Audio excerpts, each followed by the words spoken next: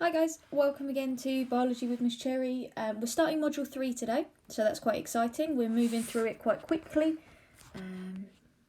Hopefully you find this video useful. We're going to be looking at exchange systems and how organisms move substances between them and their environment for the next few lessons. So we're going to be looking at basic overview in this lesson, and then we're going to be looking at fish and insects in the next couple of lessons as well. So let's get started. To begin with, could you please pause the video for me and have a go at these three questions? What is meant by an exchange surface? Where might you find them? And how can substances be exchanged? So you might know this from GCSE, but you also should have some kind of knowledge from the end of Module 2, especially for question number 3. So pause now, spend a few minutes just thinking about these ideas, and then play again when you're ready. So if we take number 1 to begin with, an exchange surface is very visibly a surface where substances are exchanged. Okay, so it could be internal or external. But either way, if something's moving across a membrane, then that's an exchange surface. So forward or backward membrane. So some examples of where you might find exchange surfaces. Even if you think about us, we've got things like our alveoli, your standard GCSE answer. We've got things like our small intestine. And those are our standard ones, but for the rest of the examples that you might want to give, you could have thought of the organisms that I've mentioned we're going to talk about. So fish, maybe you know about the gills. Maybe you know about their structure and things like that. In insects, we've got something called the tracheoles, which are like the insect's breathing tubes. Now you will notice that in both of those examples, or all of those examples actually, we are exchanging very similar substances. Okay, so generally we're talking about the movement of oxygen and carbon dioxide. We could also be talking about nutrients, things like glucose, things like amino acids, things like ions. Okay, and how those substances can be exchanged. We're thinking not too far back to sort of midway through Module 2. We know we're going to be using diffusion, and that's from high to low concentration. We know that we could be using osmosis, again, high to low, but it's H2O specific, water specific. We know that we could be using active transport, which is low to high concentrations, using ATP. And finally, we've got co-transport, which is one of the really important ones when we're talking about absorbing things from the intestines. And again, that's going to be using both active transport and diffusion generally. Now we're going to be using our proteins to pump molecules across the membrane. Here we are then, lesson 3.1, an exchange between an organism and its environment. And today we're looking mostly at the mathsy side, the mathematical side of these surface area to volume ratios. I'll explain a little bit more of those as we go through. Hopefully your GCSE maths knowledge is still in your head. Fingers crossed, I hope. But we'll see. We'll practice and we'll get to it when we get to it, I guess. So let's get in. Before we get anywhere to calculations though, we need to think about why organisms need those exchange surfaces. And generally, we're talking about using exchange surfaces because the external and internal environments of organisms differ. Okay, so even if you think about us, externally, we're going to have a high concentration of oxygen in the atmosphere. But internally, we're going to have a high concentration of carbon dioxide. And that's in our blood because of things like respiration. Let me change that pen so it's not as fat. Okay, so we've got those two different situations, but if we have lots of carbon dioxide in the blood, then we can start getting quite acidic blood, and it's not going to be very helpful for us. It's going to start damaging things like our enzymes because the pH balance is slightly off. Okay, so we need to be able to move substances between them so we're not at a disadvantage. And the whole idea about exchange systems is that it's for survival. So we're transferring materials through plasma membranes, cell surface membranes, at those sites which are called exchange surfaces. So again, we're just passing materials across the membrane, a bit like crossing a road, getting stuff in and out, in and out, in and out. So we've spoken about this already, the kind of things that an organism would need to take in or remove. So taking in, we're going to want nutrients, we're going to want oxygen, we might want to move respiratory substrates, for example, if they're not in our cells already. And removing, we might want to get rid of things that are dangerous, things like carbon dioxide, and perhaps substances like urea, which can be quite toxic if they build up, and lots of other things. Okay, you've got to think about environmental conditions that might vary between people as well, and the things that we could want to remove. Obviously, we're focusing on humans really for this lesson because it's the most applicable example, but in the next few lessons, like I said, we'll be looking at some other organisms and hopefully we'll see how they move substances as well.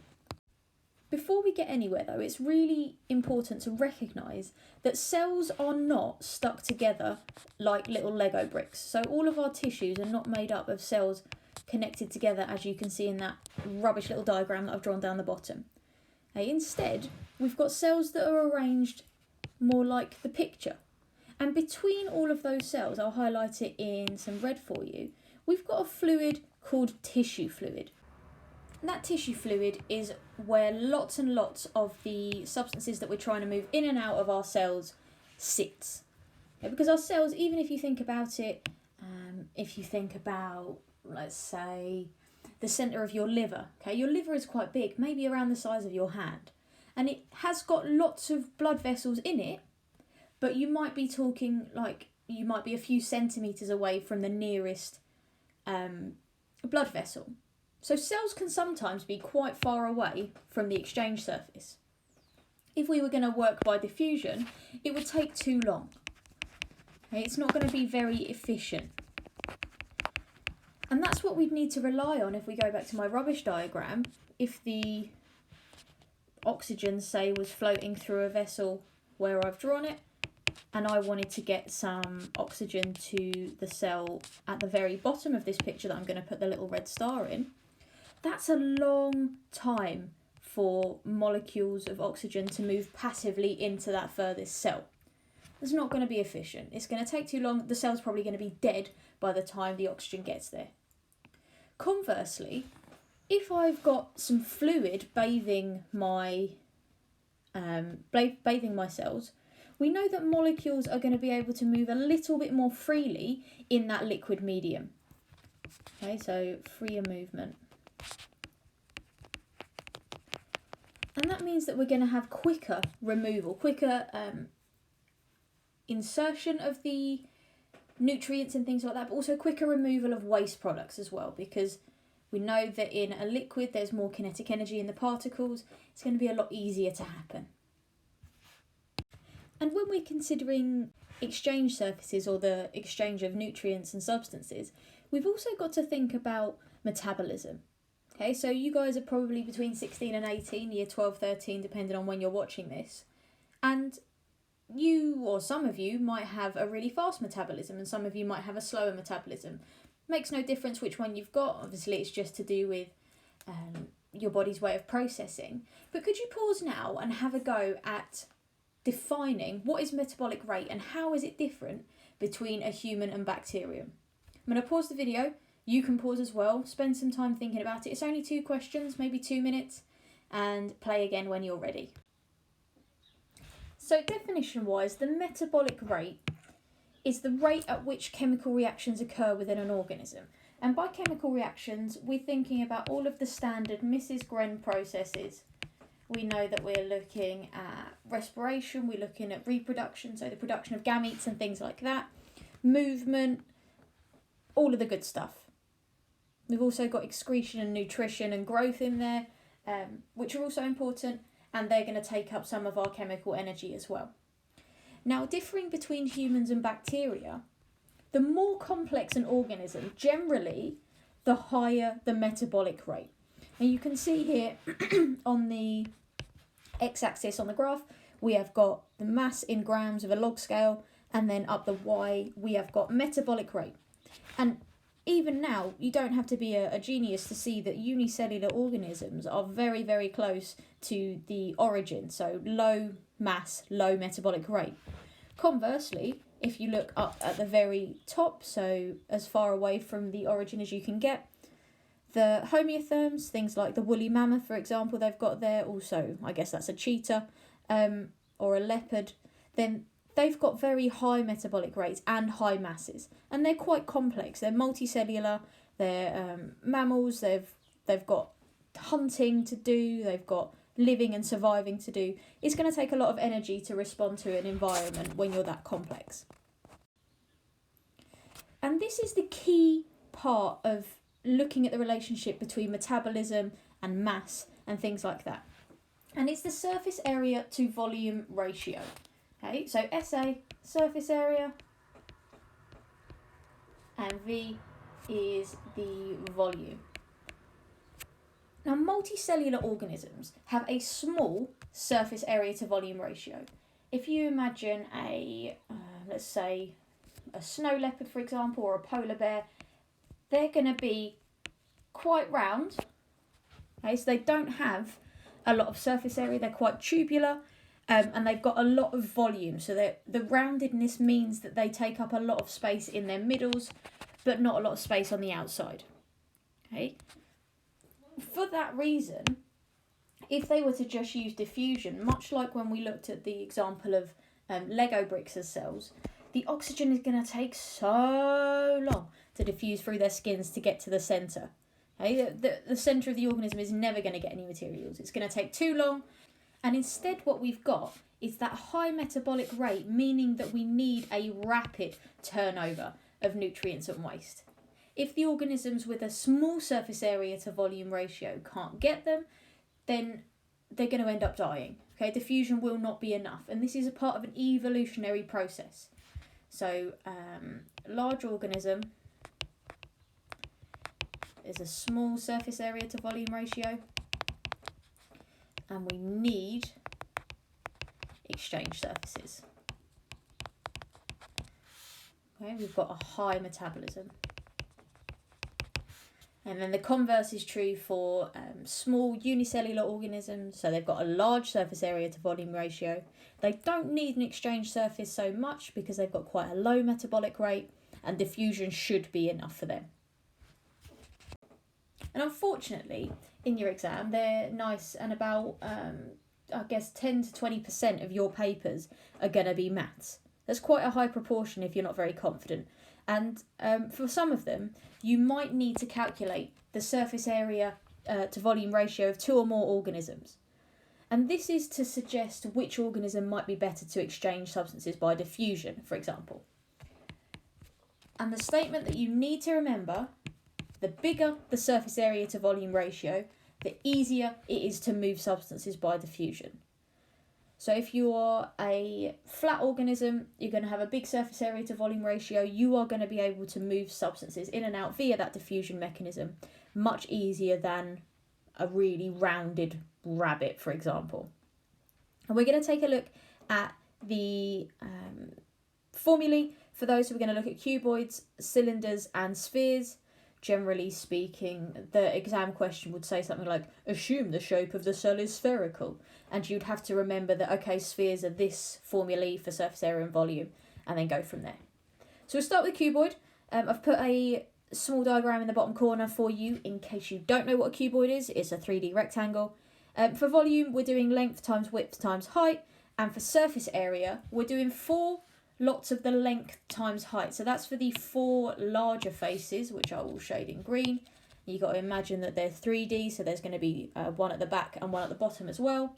And then 2 of the smaller faces for the sides. So 2 times height times width. And then for surface area to volume ratio, all you're doing is taking those surface area and volume ratios and cancelling them down as much as you can. So imagine I've got this example. I'm going to say that, in my calculations, I've got a surface area of 300, say, and a volume of maybe 60, I'm going to look for the lowest common denominator, or I can just keep chunking it down. So I might start to divide it by 10, which is going to give me 30 to 6.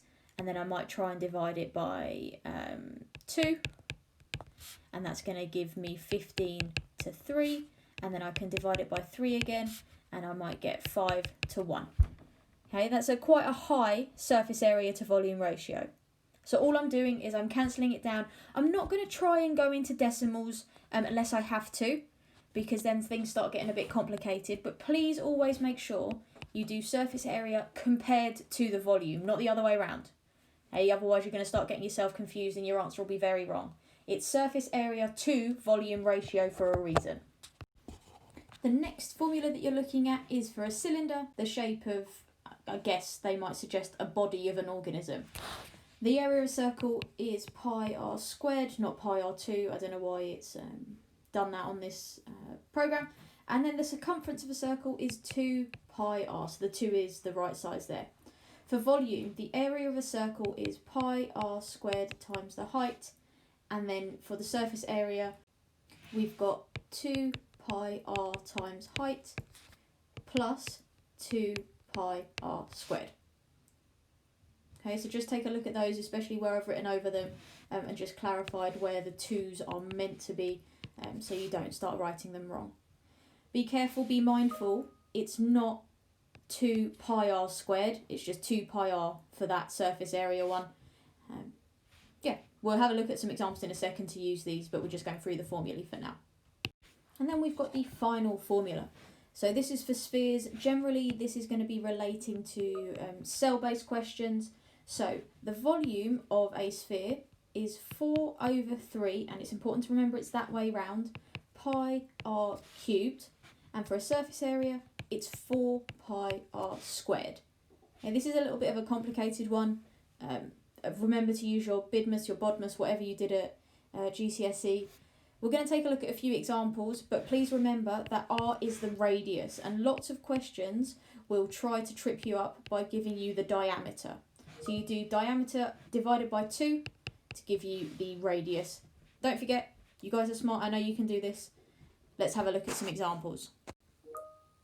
Compare the surface area to volume ratio of spherical organisms with a radius of 1, 3 and 10 arbitrary units. Which is the best to exchange gases by diffusion? Okay, don't forget your formula.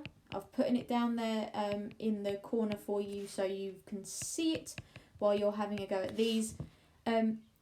So what you're doing is you're calculating the surface area to volume ratio of those 3 organisms, so 1, 3 and 10 arbitrary units. And then, using what we've done previously, deciding which one is best to exchange gases by diffusion and why. So you might want to pause now, spend 5 minutes or so. It might take you a little bit longer. That's okay. We're practicing for the time being. It's not an exam situation. So spend some time. Be confident with using these formulae, and then play again when you're ready to go through the answers. Now, hopefully you've had a go at the question, and I'm hopeful that you took your time and these answers are going to go your way. So we'll start at the very beginning. We're looking at the radius of 1 arbitrary unit.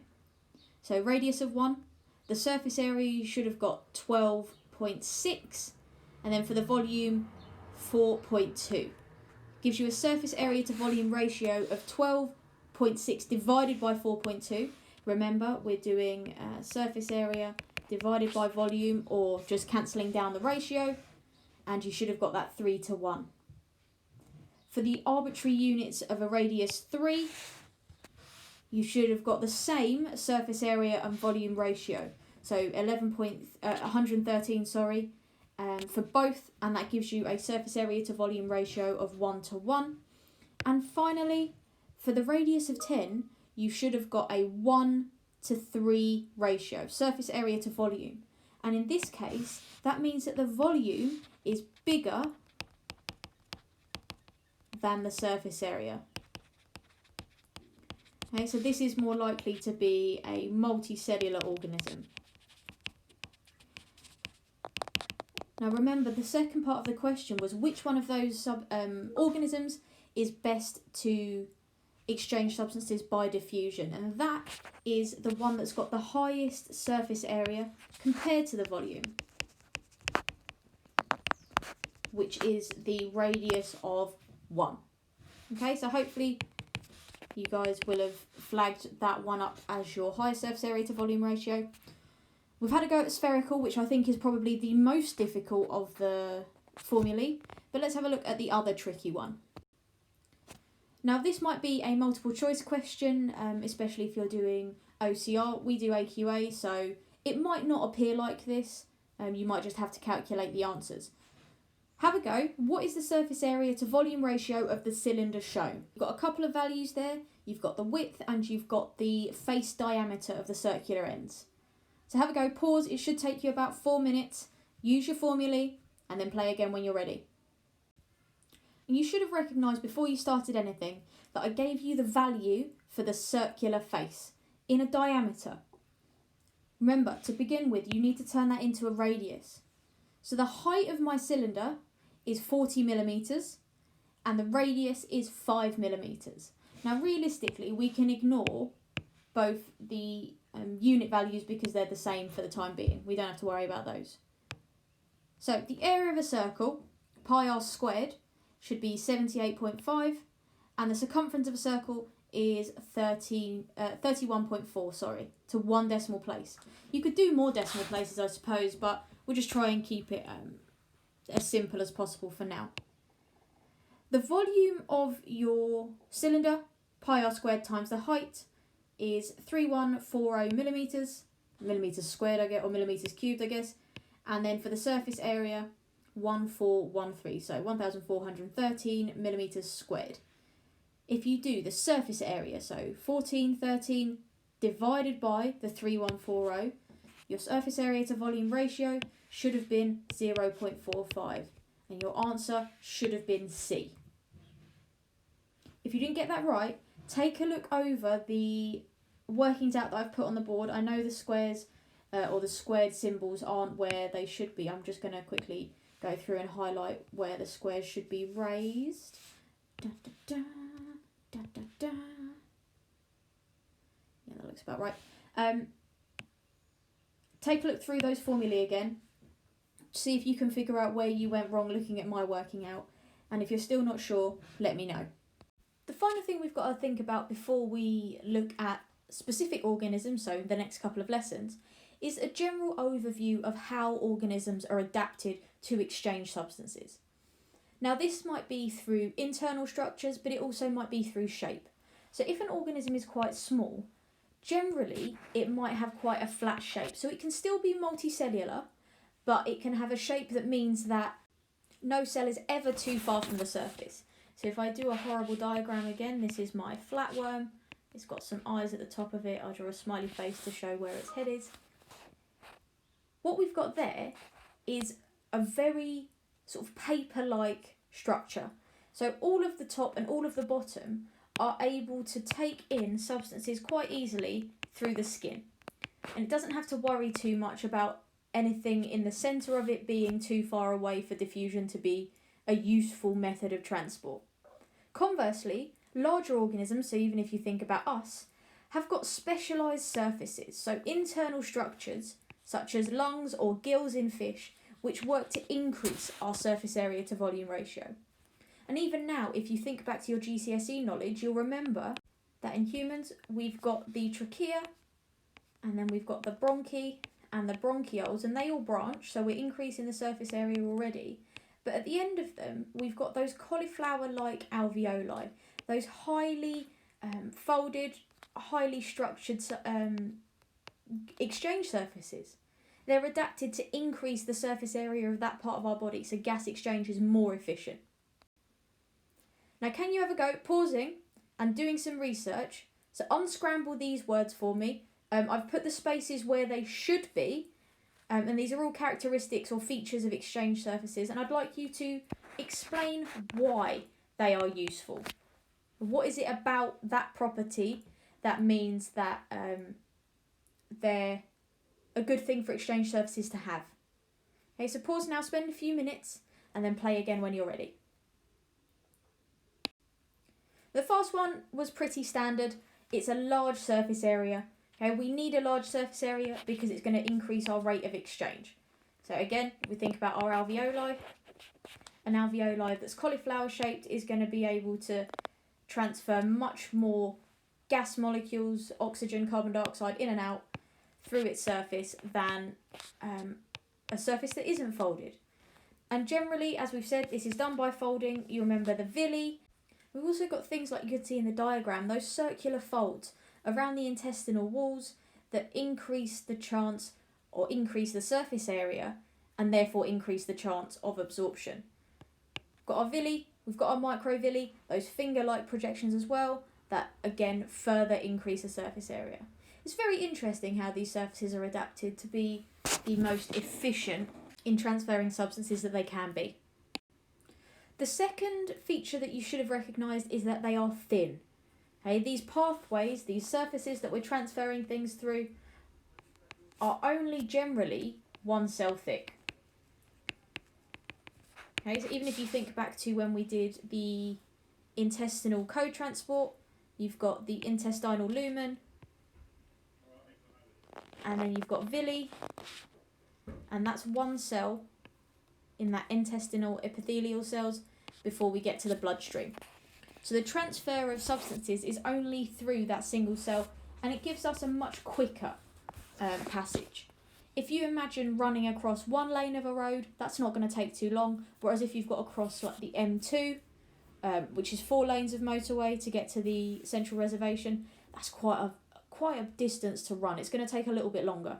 And it's the same for these particles.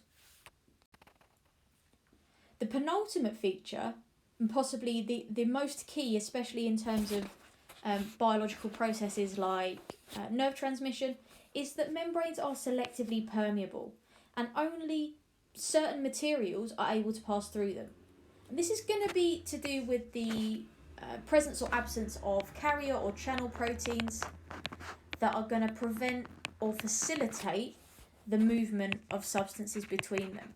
Because remember, our membrane should be impermeable apart from those little doors that open in the channel proteins or the carrier proteins. Okay, they are specific molecules. And the final feature is a way to maintain a diffusion gradient. And this might have been the one that you didn't get, but it is potentially the most important one. So we need a way to ensure that a concentration gradient is constantly there. And generally the way that we do this is by moving a medium. So either internally or externally to move the substances that have been diffused or exchanged away.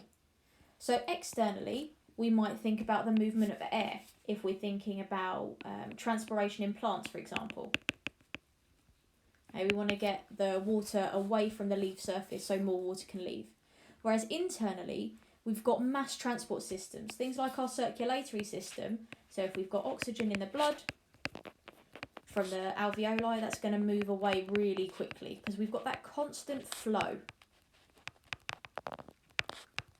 Okay, some organisms, again, things like plants, if we're thinking about transpiration, rely quite heavily on those external factors, the environmental factors, the wind, the humidity of the air.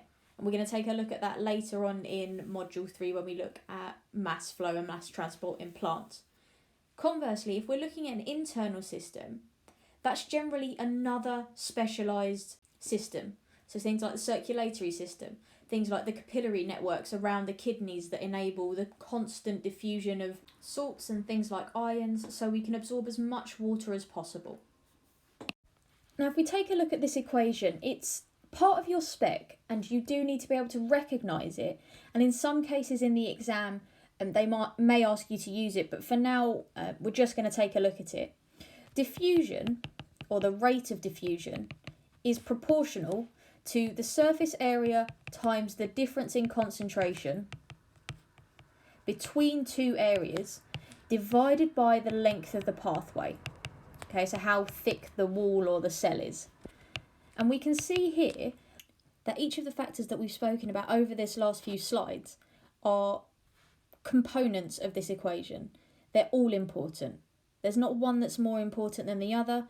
you can see that they all have their own individual part to play in how quickly diffusion can happen. Now, this is a final question that I want you to think about before you do some independent work. Why is it best for exchange surfaces to be internal in an organism rather than on the surface? Why is it better that we've got our alveoli on the inside of the surface rather than having wibbly wobbly skin that are able to exchange gases? Okay, and I want you to think about what happens if they're on the outside of the organism. What is the issue with being external? So pause, spend a couple of minutes thinking about this, and then play again when you're ready.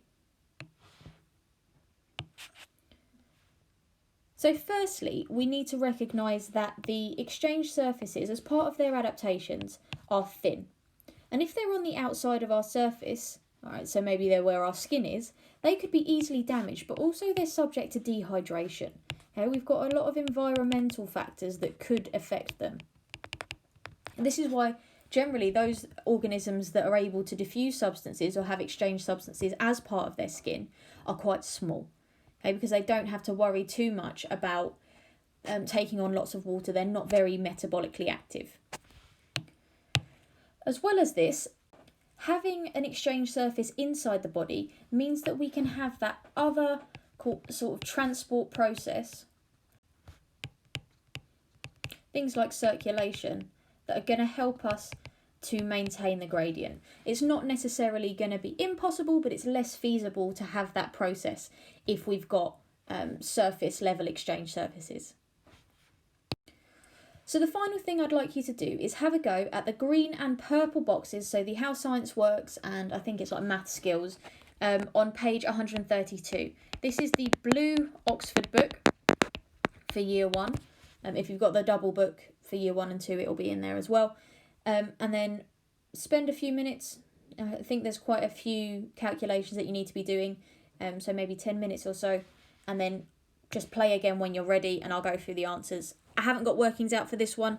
I'm just going to put them on the screen. So pause now and then play again when you're ready. So here we can see the answers for the green box. I guess the questions were about surface area to volume ratio. And then for the purple box, it is calculations. These squared and cubed should obviously be higher, the superscript where they should be. And your surface area to volume is 0.92. Notice that there's no units. It's just a number. Right guys, that's the end of this lesson. I hope you found it useful. Any feedback, let me know. If there's anything you want to cover as well, let me know. And I'll see you next time. Bye bye.